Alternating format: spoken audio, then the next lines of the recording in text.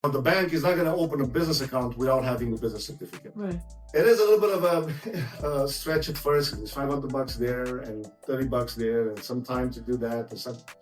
It's just the price of business. You're listening to the Full-Time Lash Artist Podcast. If you want to jumpstart your lash career, you can also watch Cosme's free lash training at www.fulltimelashartist.com. Let's grow.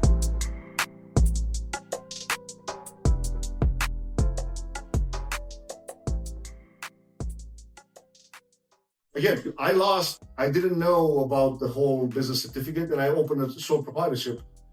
And in 2016, I had to pretty much start from scratch, and all the banks did not even count the 2015 experience.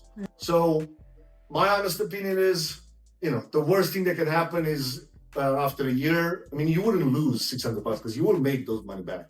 Mm-hmm. It's just, it's more like deciding, all right, I'm going to go in and do this. And then I'll decide later based on my ability to do certain things, if I want to do something else. And then, by the way, when you do the LLC, don't stress too much about not having the full business name yet, because you can always do a DBA. It's called doing business as. You can add and change as many times as possible. You should, let's say you do one Cape Cod Lash, Cape Cod Lashes LLC. That's just the legal name. Meaning, let's say it takes you 2-3 days to go to ChatGPT and do the research and whatnot, and then you realize all the names are taken and you get frustrated. Don't let that stop you, right? Because you can always add the DBA. It's an extension of the actual business, and you can we changed it 3 times until we got to this name. It was Limitless Beauty, and then it was Limitless. First time was Limitless. Then it was Limitless Beauty, and then Limit Lashes. So it's, it doesn't start with the best version. So it's don't stress too much about it. So tax ID, and then once you have all of those, let Cosmina know. I'll put you in touch with the guy that handles all my insurance policies. How much do you pay? $200-$300 a year? $200 a year for $1 million in liability. Even though especially because you rent the place where you stay now? Now, yes, for now. So even more in that case, because God forbid something happens, a client comes to your place, they slip and break a leg or something like that. You don't want the liability to be on you personally. If you put your address on the insurance policy, it's the business that can go off there. So when you create all of this that I told you, you create an entity separate from yourself that doesn't allow someone, like if God forbid something happens, they don't come to get your car, or they don't come to get, let's say you own a house or whatever in Cape Cod. They can only come for what the business owns. So in this case, because the business owns what's like the equipment right? And that's something, God forbid you drop. I only say about this, I've never heard the scenario, but glue, you put in somebody's eye, they get to urgent care and the bill is $2,000, whatever, right? You don't want that liability on you personally. It's unlikely to happen, but winters are winters in here. So when somebody comes up to your place, right? Like it's all relevant, but it's relevant to the scenario itself. But in my opinion, it also makes you understand, all right. And when you go at the bank, they see that you're a legit, business. You get a business account under the business name, not under you personally. Anything that you buy with the business credit card does not affect your personal credit score. It's all based on the business credit score now. And that can go up and down the same way that the personal does. But a year later, let's say you make the first year $70K in income, in sales, not profit. The bank sees that. You ask for a $10,000 line of credit.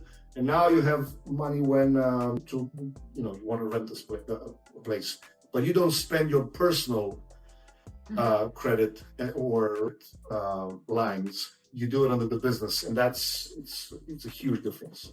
So to kind of go back to your plan, the one thing that you'll have to really pay attention at first, of course, outside of your ability to handle the service, is to make sure that one, you look at advertising campaigns and the referral program that we mentioned at first with the $25 business card option when you give to servers or anybody that you meet.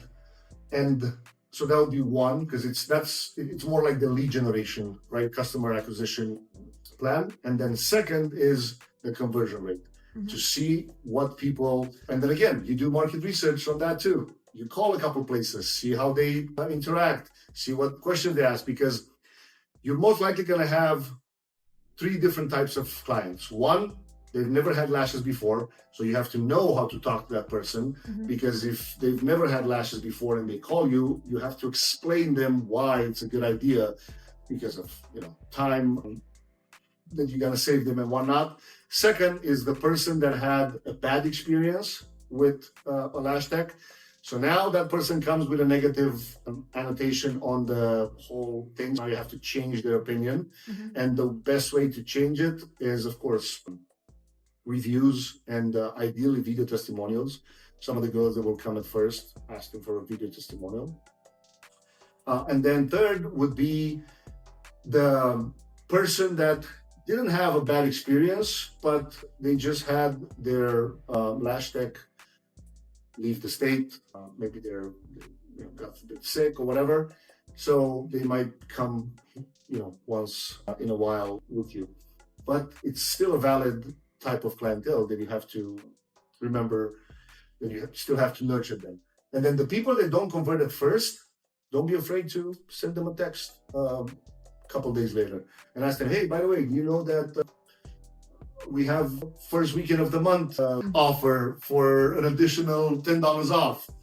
Or, hey, do you know somebody, and you can still get $25. Even if they didn't end up coming, they can still make $25 if they recommended somebody, right? So it's a process that just has to be followed for you to also find your voice when you sell.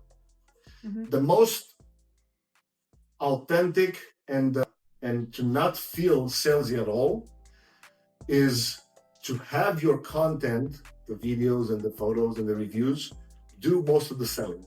That's why when a friend recommends you a client, that person comes sold like 98% of the times. You don't do any selling. But when somebody comes from Google or Instagram and they've never had an interaction with you, you kind of have to put the sales hat on and understand, well, this person is different than Danielle that came last week from my cousin's wedding, whatever, right? Don't, let's say at first you have a lot of, high percentage conversions coming from referrals, and then you start the online campaigns and you see a drop. Don't think like, oh, I suck at this, I shouldn't be. No, it's normal. Like, these people don't know you. They've never had an interaction with you. It's just your job is now to, how did you end up going to Cosmina's Instagram? Did she tell you, follow me on Instagram so you can see? It is, yeah. So she has all the account, but not everybody will go to Instagram to follow. So that's why I'm asking just to. Maybe we're just lazy. No, not a lot of people go. But if you make a really good job at sharing your behind the scenes on Instagram, push people to go from, even though they find you on Google, tell them, hey, by the way, go to my Instagram and see what happens or to see more clients of mine.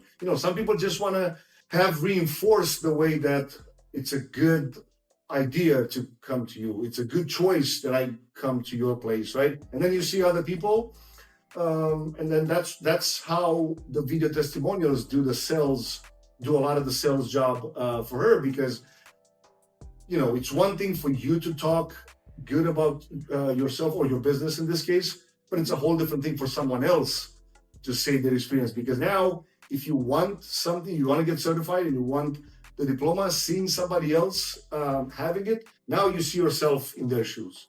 So it's the same way for you. And then again, not everybody will be okay with being on camera and leave reviews or testimonials, and that's fine too. All right, I don't want to make this too painful.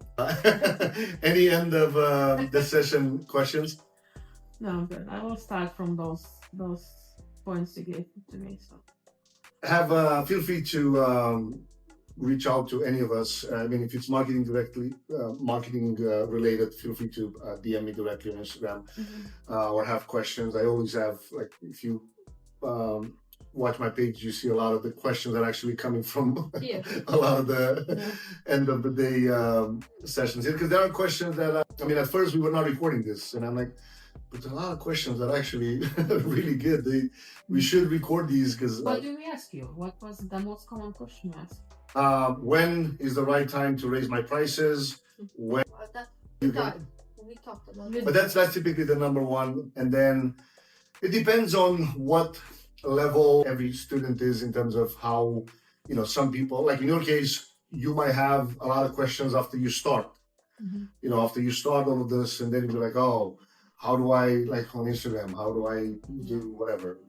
How do I start the first campaign, or how do I, you know, like all kinds of questions. But when is the right time to raise my prices? When it's the right time to move from a living room to a actual salon?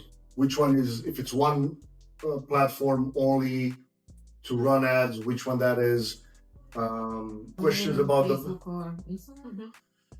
or Google, like I use, so if I would be choosing just one, let's say for whatever reason you cannot do 3 of them, I would say start with Google. But the visual part, it's still on Instagram. However, it's all based on the ideal client avatar. If your Jenny is, if you realize your Jenny is 50 plus, I don't know if she's using that much Instagram.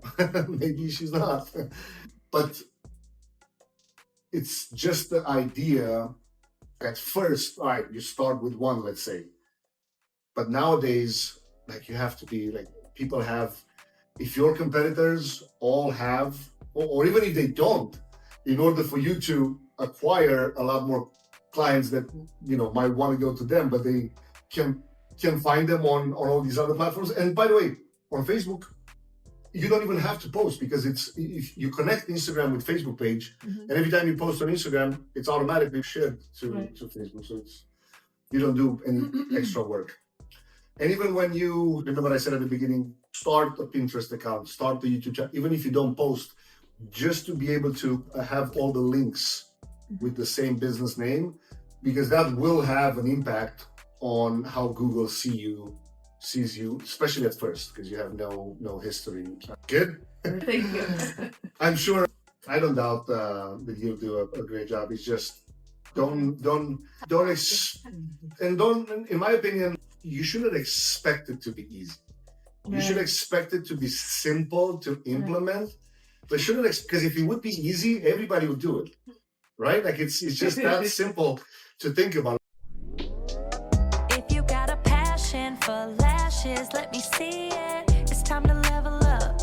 If you need me to, I'll teach you my 6-figure secret. Better believe it, cause I believe in you. You're listening to the Full-Time Lash Artist Podcast. If you want to jumpstart your lash career, you can also watch Cosme's free lash training at www.fulltimelashartist.com. Let's grow.